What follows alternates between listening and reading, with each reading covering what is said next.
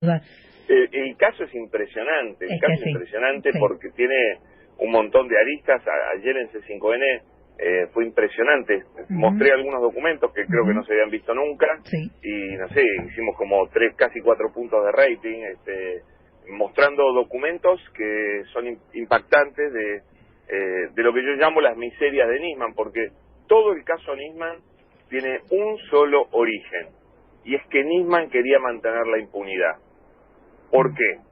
Porque Nisman era muy corrupto, eso está probado en el expediente,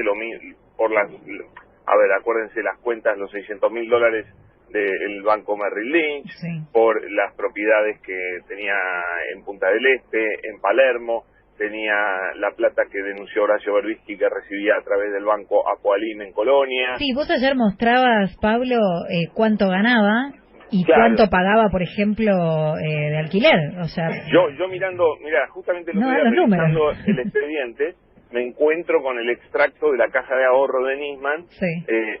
del Banco Ciudad, donde él cobraba su sueldo. Él declara en su declaración jurada de ingresos, Sí. la que tiene que llenar cualquier empleado público, ¿no es cierto?, cualquier funcionario público importante como él, su único ingreso era su sueldo. Y vos veías que su sueldo era de 66.000 pesos, y él, por ejemplo, un mes tenía 70.000 pesos de tarjeta de crédito. No, ¿cierto? Es increíble. Pero además él Claro. vivía en un departamento que en ese momento le cobraban $3.000 de alquiler, que serían unos 30.000 pesos, un poco más las expensas carísimas de Le Parc, más la plata que le daba a sus hijas, más algo gastaría, digamos, en algún momento. Claro. Entonces las cuentas no le daban, pero por ningún lado. Ahora, Pablo, te hago de abogada del diablo. Alguien te diría, bueno, hasta aquí, entonces estás investigando a la víctima. Pero, ¿qué tiene que ver esto con que haya aparecido muerto? No, esto viene después. Esto viene después de la comprobación científica del suicidio. Eso es lo primero. Lo primero que uno ve en el expediente es la comprobación científicamente probada del suicidio, ¿no es cierto?, que se da a través de la autopsia y a través de la pericia de manchas de sangre que hace Policía Federal y la autopsia del Cuerpo Médico Forense. Y después viene la gran pregunta que todo el mundo hace, y es ¿por qué se suicidó? Pero yo hago una pregunta anterior, que para mí es mucho más importante, y es ¿por qué Nisman presenta el 14 de enero una denuncia delirante, de verdad delirante, por su falta de consistencia, por lo caprichosa, por lo extemporánea, por la urgencia con la que lo presenta como si fuera algo nuevo, por un montón de razones? La denuncia de Nisman contra Cristina, Timerman, etcétera, es una denuncia, pero recontra llamativa, que esconde ahí cosas muy particulares, ¿no es cierto?, en la motivación. Entonces yo voy a investigar eso. Cuando voy a investigar eso me encuentro con que en el expediente consta que Nisman a no menos de 8 personas le había dicho que él tenía miedo de que lo echaran de la UFIAMIA. Y ahí uno rememora un poco y ve cómo Nisman tenía un modus operandi. Nisman, cuando tenía algún problema con alguien, lo acusaba de encubrimiento. Lo hizo con Nilda Garré, por ejemplo, muchos años antes, nadie se acuerda de esto.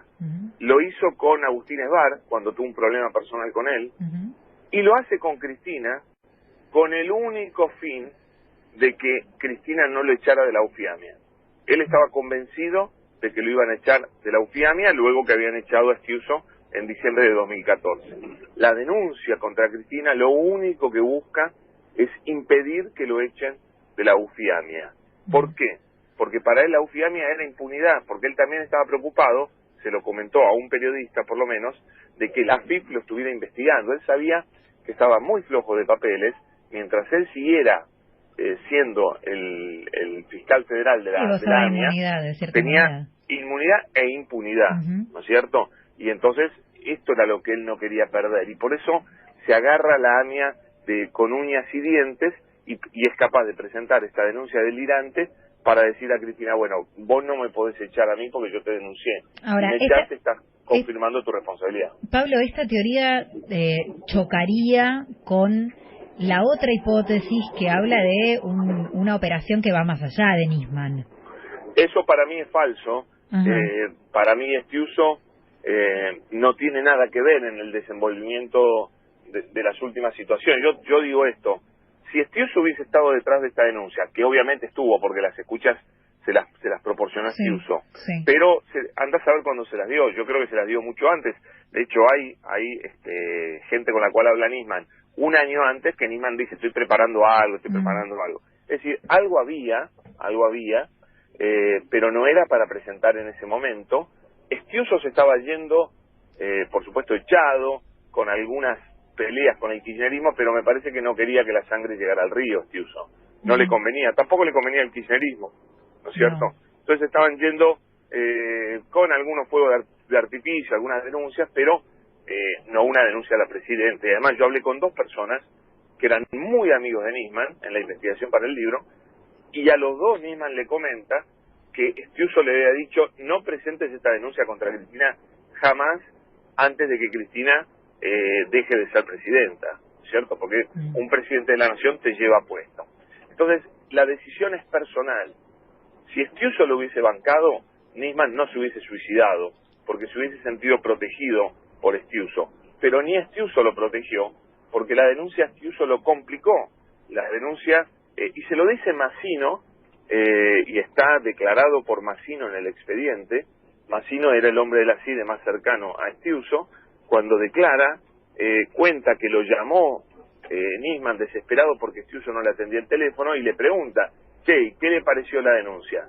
Y muy contento no está, le dice Massino. ¿No viste que salió Aníbal a decirle de todo? Porque había salido Aníbal a recontraputearlo a Estiuso. Lo que había pasado era que Cristina lo que pensó era que esto venía por el lado de Estiuso, no por el lado de Nisman, porque la verdad no, ni se imaginaba que esto podía, que semejante locura la podía pergeniar Alberto Nisman. La verdad creo que ni lo registraba. Pero vos sostenés que sí, que efectivamente fue fue voluntad del fiscal y que no forma parte de una operación más grande que exceda al fiscal. Para nada, sí, no creo que nadie lo impulsó. Creo que lo impulsó su propio egoísmo, su propio, como te digo, este temor tremendo que tenía él a perder la impunidad. Tenía mucho miedo de terminar desprestigiado, de terminar preso, de caer en desgracia. Cuando vos tenés tanto para esconder como tenía él, ¿no es cierto? Perder tu situación de privilegio era igual a que se te